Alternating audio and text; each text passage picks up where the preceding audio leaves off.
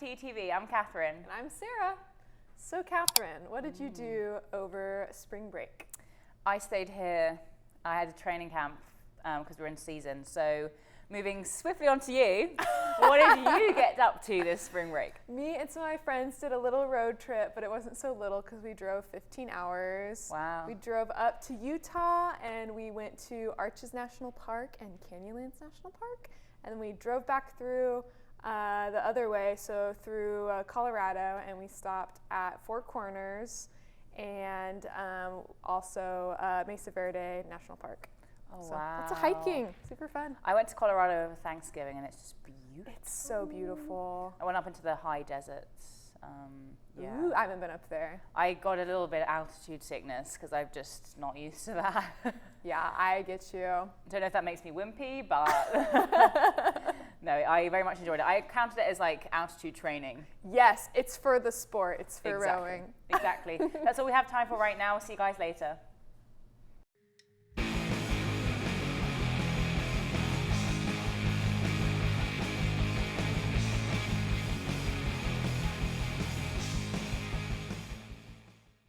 Good evening and welcome to TUTV. I'm Joe McCurdy and we're here to bring you all the stories and news from beyond our campus. And I'm David Stump. It's great to be here with you tonight, so let's jump right into the stories.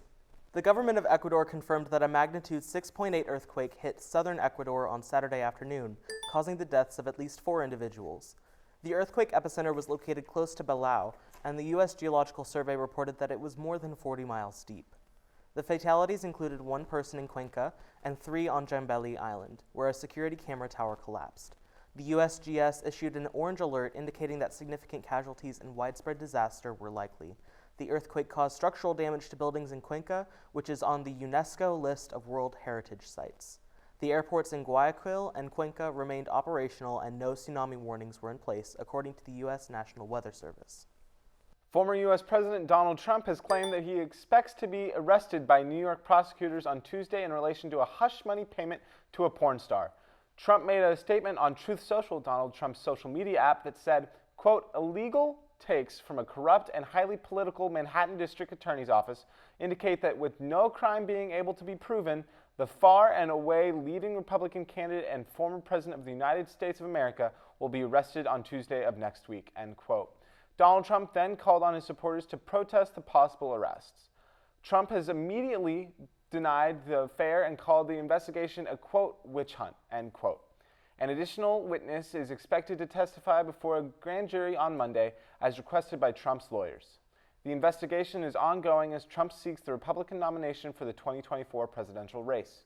13 senators, including 6 Democrats and 7 Republicans, introduced Senate Bill 686 on March 7, 2023. The bill, named the Restrict Act, would grant the Secretary of Commerce wide-ranging powers to prevent or investigate any transaction made by information, technology, or communications companies that are owned or influenced by foreign adversaries, such as China, Cuba, Iran, North Korea, Russia, and Venezuela. Although the text of the proposal does not mention TikTok or ByteDance, the sponsors referenced TikTok in press statements when introducing the bill. If the Restrict Act does become law, it does not necessarily mean that TikTok will be banned for all users in the United States. The Department of Commerce would first conduct an investigation into possible threats to national security and discuss how to respond to those threats. Possible responses could range from requiring TikTok's removal from the app stores to taking lesser measures or no action at all. Boner General Health, the only hospital in Sandpoint, Idaho, will no longer provide obstetrical services due to a loss of pediatricians, changing demographics, and Idaho's legal and political climate around health care. Local patients will have to drive 46 miles for labor and delivery care. The hospital will make every attempt to continue deliveries through May 19th, but will depend on staffing. Boner will continue to provide women's health services at Sandpoint Women's Health and collaborate with Katani Health in Coeur d'Alene to provide obstetrical care. The hospital's decision was, quote, emotional and difficult and was made after months of negotiations to avoid the outcome, end quote. The World Health Organization has requested that Chinese officials share data indicating a possible connection between raccoon dogs and the coronavirus, leaving many questioning what exactly a raccoon dog is. These animals were being sold at a seafood and meat market in Wuhan, China, where researchers found evidence of the coronavirus in January 2020. Genetic material from raccoon dogs were found in the same swabs as the virus that causes COVID-19, suggesting that they could have been the initial host. Raccoon dogs are wild dogs with fur markings and head shapes similar to those of raccoons and are native to East Asia. Raccoon dogs have been linked to other diseases, including a coronavirus similar to the SARS virus found in humans during the SARS outbreak in 2003. A 2022 study found that wild animals, including raccoon dogs, carry many different viruses that pose a high risk to humans. So, possible ban on TikTok. I'm scared because if you look at my screen time on my phone, I'm pretty sure the majority of my time is spent on TikTok, and I don't. Why are we doing this? Even then, for you, it's like you do that for work too. Yeah, so it's like I post TikToks and run social media for 2 of the sports teams on campus, and that's kind of detrimental for me. But I mean, I feel like we've had reports about this, for the past couple of years. So we'll see if it actually goes through. Yeah. Fingers crossed and that it doesn't, but we'll see. We'll see. All right, well, that's all the time we have for tonight. We'll see you next time. Have a good one.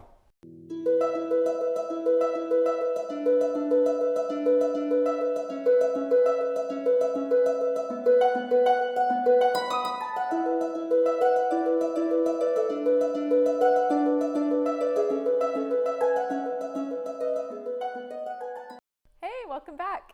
Today I'm interviewing one of our seniors, Caspian. Hello. So if you could just introduce yourself, tell us, your major, all that good stuff. Yeah, my name's Caspian Denton. I'm a media studies major, obviously a senior. I have an art minor and then been a part of TUTV most of my time here. And this year I've been the assistant director of our podcast studio, Studio 151.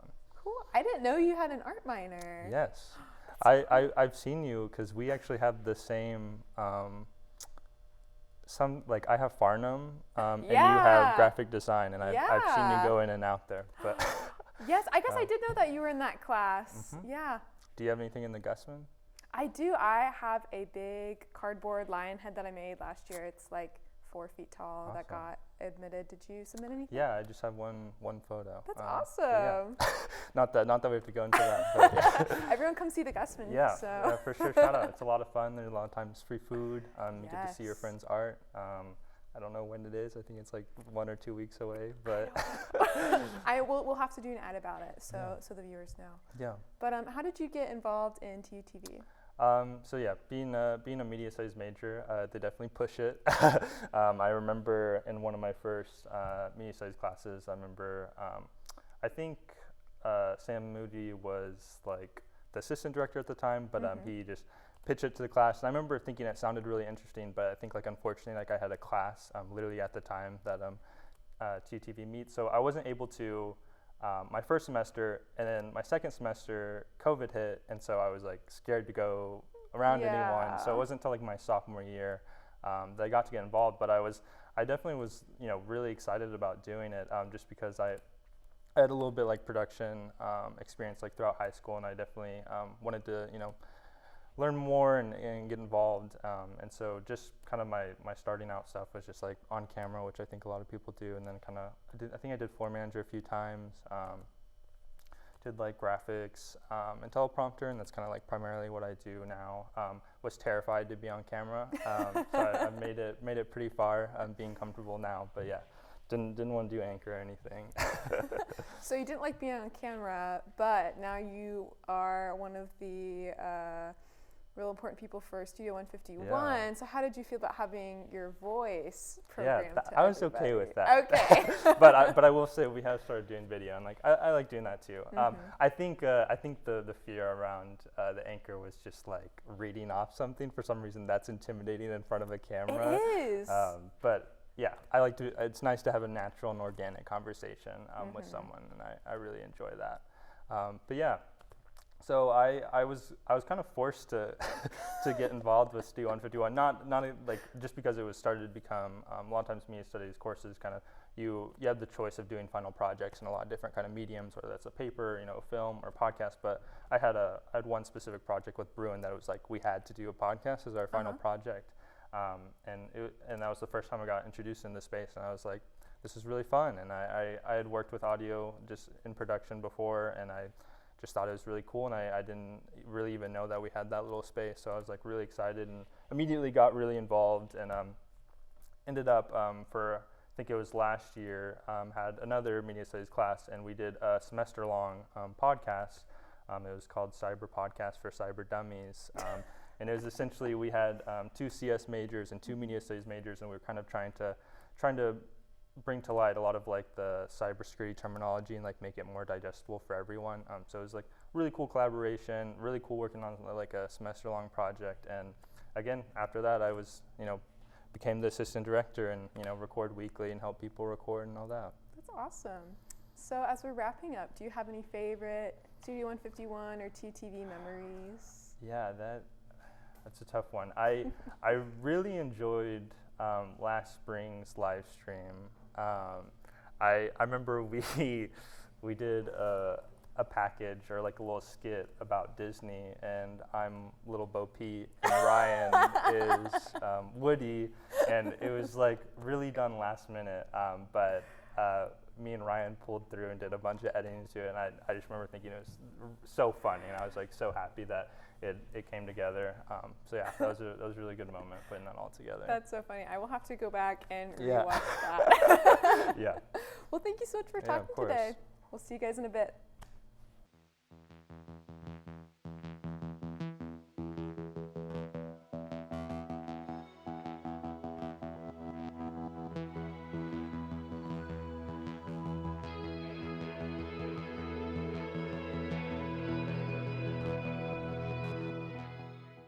Hello and welcome to TUTV. I'm David Stump. And I'm Joe McCurdy.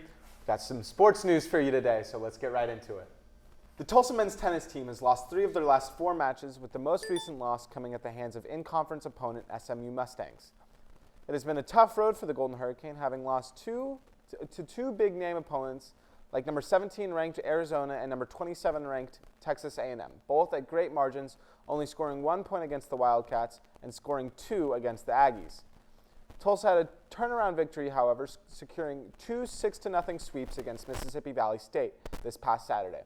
But the 50th ranked SMU Mustangs made sure all Golden Hurricane midseason momentum was quashed after Tulsa lost 4-1 in Dallas this past Sunday. Now sitting at 7-8 overall, Tulsa will look to turn things around this weekend as they play Tulane at home on Friday and then in-state rival Oklahoma in Norman on Sunday. After winning 3 straight, Tulsa softball drops back-to-back games against Kansas this past week, but the Golden Hurricane remains above a 500 with a record of 14-13.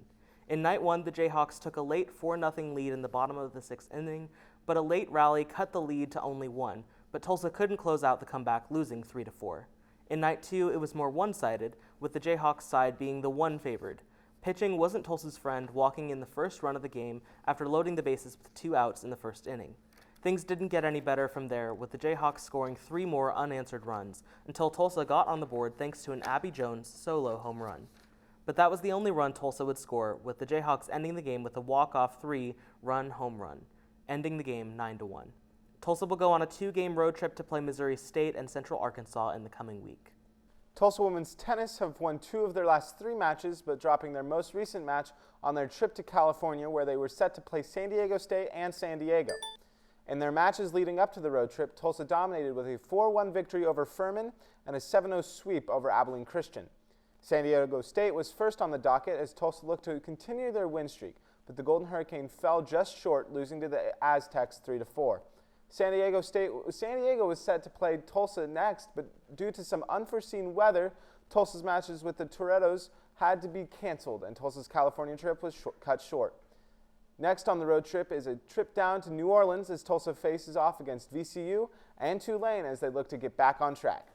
The Tulsa women's volleyball team have announced their spring schedule earlier this March. Tulsa is set to play big names like Arkansas and Missouri State over the course of March and April. This will be the first look of the Lady Hurricane under their new head coach, Lauren Ramatowski, who was hired this offseason after Tulsa parted ways with Brian Wills. Tulsa's first home match will be this Saturday at 11 a.m. at the Reynolds Center as the Golden Hurricane takes on the University of Central Oklahoma. March Madness is in full swing as both men's and women's tournaments enter the Sweet 16 this week. As the case for the NCAA tournament, there has been quite a lot of madness on both sides. For the men's tournament, number 1 seeded Purdue becomes just the second 1 seed ever to lose to the 16 seed, falling to the hands of Fairleigh Dickinson. Purdue joins Virginia as the only 2 1 seeds to lose in their first round of the tournament. For the women's tournament, there have also been a few 1 seeds fall, just much later in the tournament. 1 seeded Indiana and 1 seeded Stanford both fell in the round of 32. Miami claimed a 70-68 victory over Indiana Monday, and Ole Miss secured a 54-49 win over Stanford. It is safe to say that all brackets have been indeed busted. So I said that we would talk about the weather mishap in California, which never happens, but I actually want to talk about March Madness. Okay, let's do that. So it has been quite an exciting madness. It really has. I'm a part of like 3 different group chats, and every single person in those group chats has been going off the rails. My brackets were busted within the first day, like far and away, like anything close to being right. But that's what's fun about March Madness, right? It's, It's never the same. No. You never know what to expect at all. You love the Cinderella stories, and you just love to see, fun tournaments and competition. Yeah. So, Absolutely. Well, that's all the time we have for today. We'll see you next time. see ya. As always, there is a lot going on around campus in the coming weeks. This Friday, the 24th at 7 p.m. in the Reynolds Center, the TU Intramural Basketball Champions will go head-to-head with the ORU Intramural Champions to determine the best team in the city. Then, next week, is the TU Research Colloquium. Students conducting research at the university will be giving presentations about their projects and findings. There will be presentations from across the university by students working on the cutting edge. It is an opportunity to see the cool stuff TU students are doing. And the 28th is a presidential lecture series for this semester. This series brings enlightening and captivating speakers to the Reynolds Center, and they're always great. This semester, the campus welcomes best-selling novelist and essayist Anthony Doerr. Keep watching TUTV for more from the TU campus.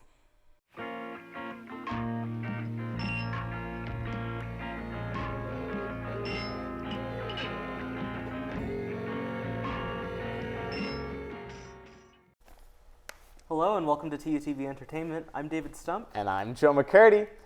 We're back, and we've got some more news for you, so let's get right into it. Last Friday in Glendale, Arizona, Taylor Swift had an impressive opening night of her Eras Tour, where she performed more than 40 hits from her 17-year career.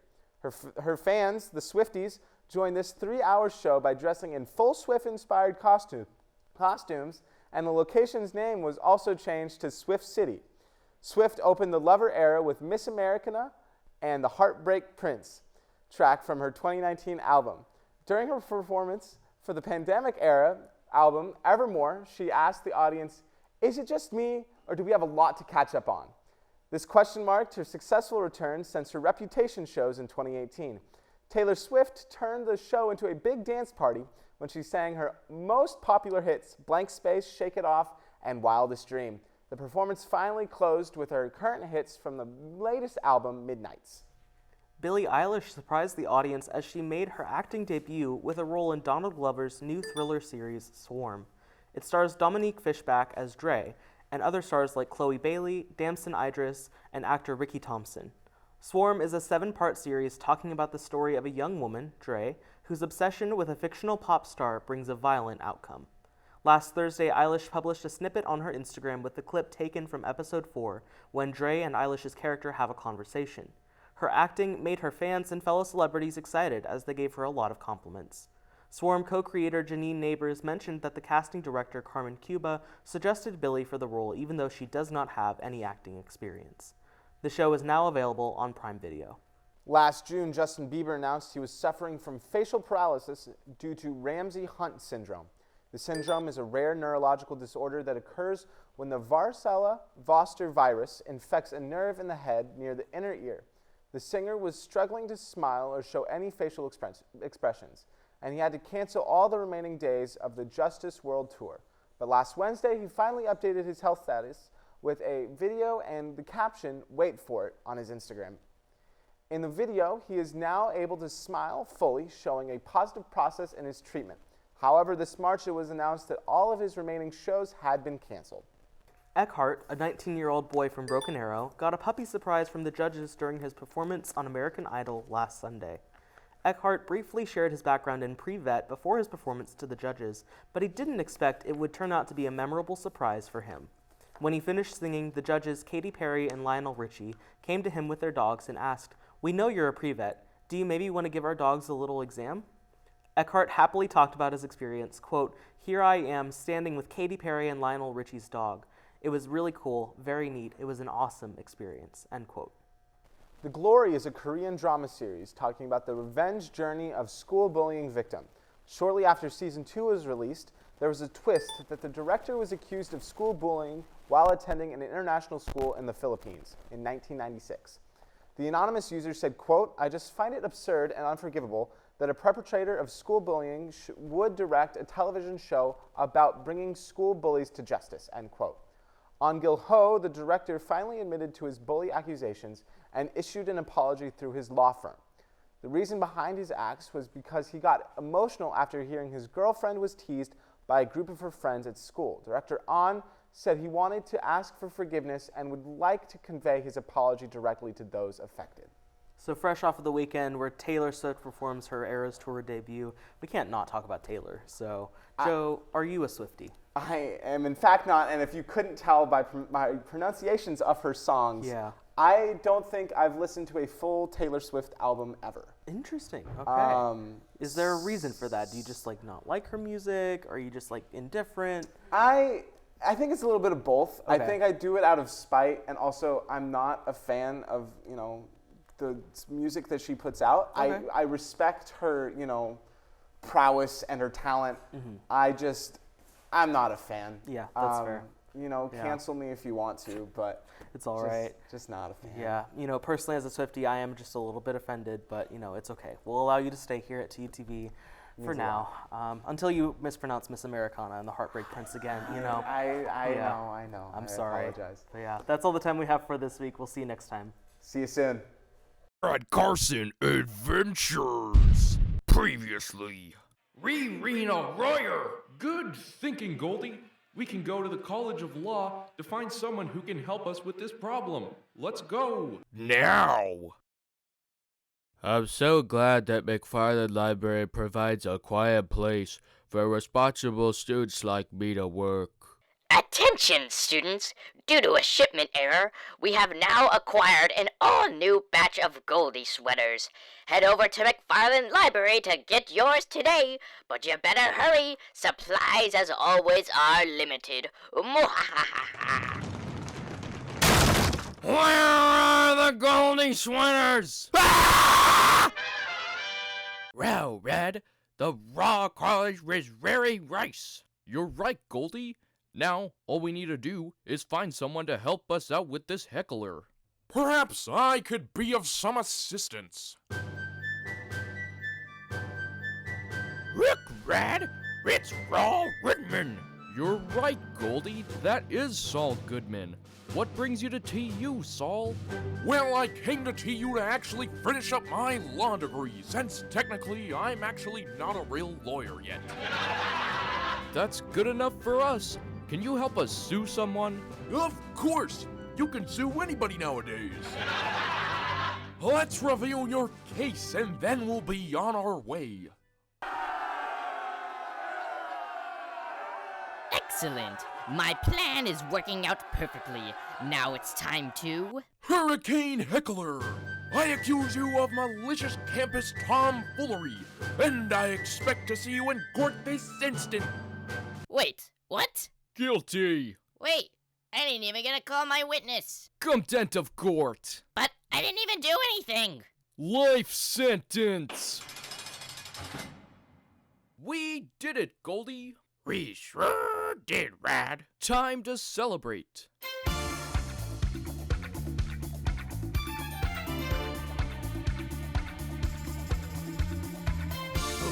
Goldie, Goldie, go! Well, that was really funny. I really enjoyed that. That one, it felt very accurate to TU and With the Goldie sweaters. for yeah, sure. and limited supplies and people going crazy. I never got one, so that made me have a bit of FOMO, to be honest. You're But so left out. I know. But back to the Taylor Swift. Yes, we're canceling Joe. We are I hope canceling he Joe. knows. Us and David. David might have been nice to him, but Joe is going down. I just can't believe that you aren't a Taylor Swift fan. Honestly, she's been all over my TikTok, and because of that, I've just been listening to her music while studying, so I haven't really been doing any studying because I've just been singing along. Yeah, how are you supposed to Honestly. study when Taylor Swift exists? I mean, it's just like either I'm listening to her or I'm on Instagram or TikTok looking at all the different outfits. I mean, like, I thought it was Her crazy. shoes. Oh my gosh, the red Love the bottom shoes. shoes and I the love 'em. sparkles. It's incredible. It's incredible. She's iconic. Each one of those pairs of shoes is probably about 30 grand. It's insane. It's crazy. Well, and also the fact I was like, wow, she has a lot of costume changes. And then the second night, it was a whole set of the same costumes, but like different colors and different looks. And I'm like, it's insane. She's crazy. We love her. She's a mastermind.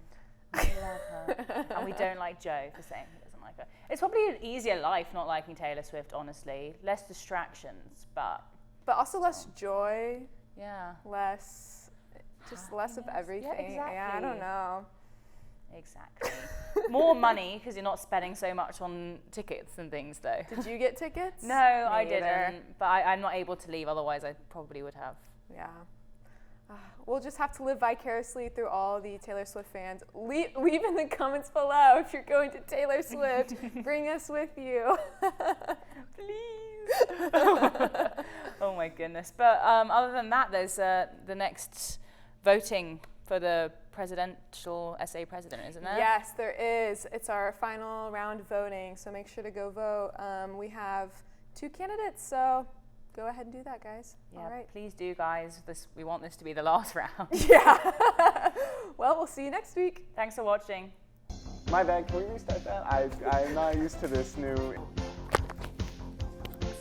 Embarrassing. Little Bo Peep, Ryan, I never got one, so that made me have a bit of FOMO, to be